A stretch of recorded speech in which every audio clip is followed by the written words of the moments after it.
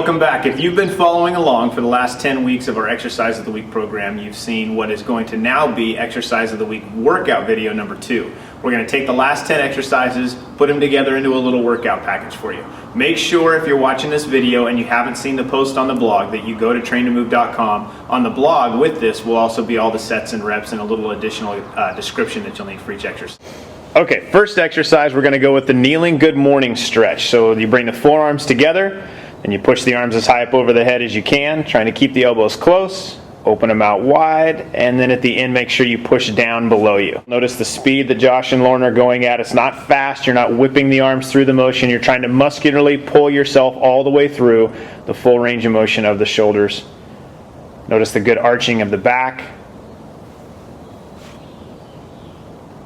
Okay, and then we move on to hand-leg opposites. Right, in hand-leg opposites, again, you start from the hands and the knees, extend the right hand and the left leg, pause at the top for just a second, and then slowly lower them back down and switch to the other side. Continue to just alternate back and forth. Again, notice the speed, the control. Try and get that back leg as straight as you can. Arm up to shoulder height. Okay, one of the benefits of the hand-leg opposites is also the rotation it introduces into the spine. And now to take that a step farther, we're going to go to the lower spinal floor twist. So they'll roll over onto their backs, starting with both legs straight on the floor. And then you pull one knee up to 90 degrees, put the opposite hand on that knee, and start to pull the knee across the body. Now again, the key on this is to make sure that the shoulders stay anchored down onto the floor. So as you can see, as they're bringing the knee across the body, both of the shoulders are down on the floor. They're not allowing that right shoulder to come up off the floor, and then just applying pressure to the right knee with the left hand to help emphasize the twist coming out of the lumbar spine. Avoid the temptation of that right shoulder coming off the floor. It actually takes away from the benefit of the exercise as you at that point start to limit the amount of rotation you can get in the lumbar spine. Okay, when you're done on one side, then you switch across to the other, return to the starting position. Pull the opposite knee up, right hand now on the left knee, and again notice that left shoulder staying down as they pull the right knee or the left knee across the body. Okay, when you're done on the second side, then we transition into the kneeling roller coaster. So up onto the hands and knees. And you want to keep the hands out in front of the shoulders just a little bit, and you want the hands to be a little wider than the shoulders. And again, for the starting of the kneeling roller coaster, you pull your hips back towards your heels. Then the first movement is really the bending of the elbows. You want to bend the elbows first as you lower your chin, your chest, your stomach, and your hips, and roll through. Once you get into that extended position, you just pull the hips back to the heels and rotate through again. Again, speed is very important. Notice they're not going quickly. You don't want momentum to take over at any point.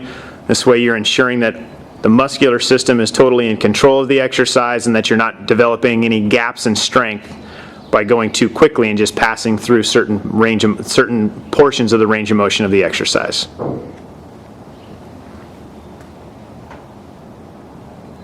All right, then from there we go to the crunches. So roll back over onto the back.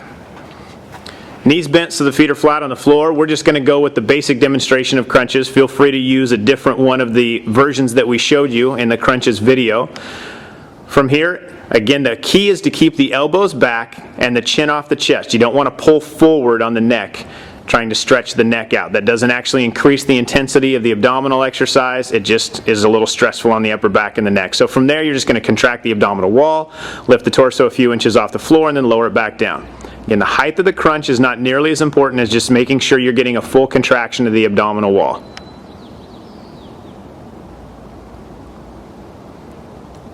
Very nice. When you finish that, then you go straight to tricep active bridge. And here from a seated position, you'll put your hands down at your sides. Make sure the fingers are pointing at the heels.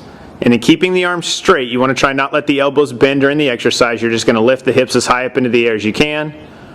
And then slowly lower them back down to the floor. Continue to repeat the motion up and down. Again, notice that the arms are staying straight. You want to keep your feet flat on the floor. Try not to lift the heels or the toes.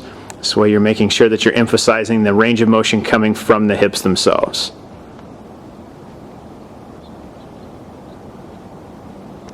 All right, when finished with the tricep active bridge, then we're going to go to triangle squats. So go ahead and stand up.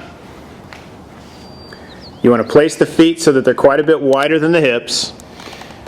And let's start with the right leg, so they'll turn their right leg out to the side, so it's perpendicular to the left, hands on the hips. And then they're going to squat down evenly into both hips. Nice and slow and with control. You're not overemphasizing squatting into the leg that you turned out, so you've got external rotation of the right femur, just pure flexion extension of the left. Okay. When you finish your reps on the right, then you switch across and go to the left. Pull the right toes back in, turn the left toes out to the side, and again squat evenly into both hips.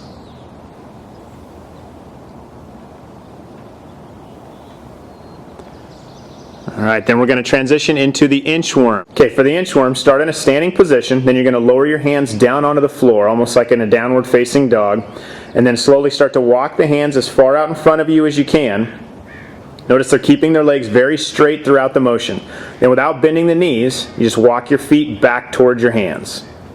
And again, no bend in the knees. Try and keep the legs as straight as you can, and really emphasize pulling with your hips as you pull your feet back towards your hands. Try not just push off the balls of the feet. Alright, 2 more exercises to go. Now the next one, we don't have a wall to use at the moment, so for the wall sit, we're actually going to just use the partners. This is another more advanced way of doing it. If you ever want a real challenge and you've got a workout partner, try and do the wall sit back to back. So what Josh and Lauren are going to do is interlock their arms, and then they'll sink their hips down, getting hips and knees to 90-degree angles. And then once they're set, they'll let go with the arms. And then the objective in this, when you're using a partner, and really when you're doing the wall sit on against a wall just by yourself, try and press your lumbar spine into the wall. And here with a partner, you want to try and press your lower backs into one another. And then you just hold that position. We'll keep them here for about 10 minutes. Just kidding, go ahead and stand up. And we go to the last exercise, which is going to be the handstand. Alright, that leaves us with the last move, which is the handstands. Start from your hands and your knees, and then you're going to lift your knees a few inches off the floor.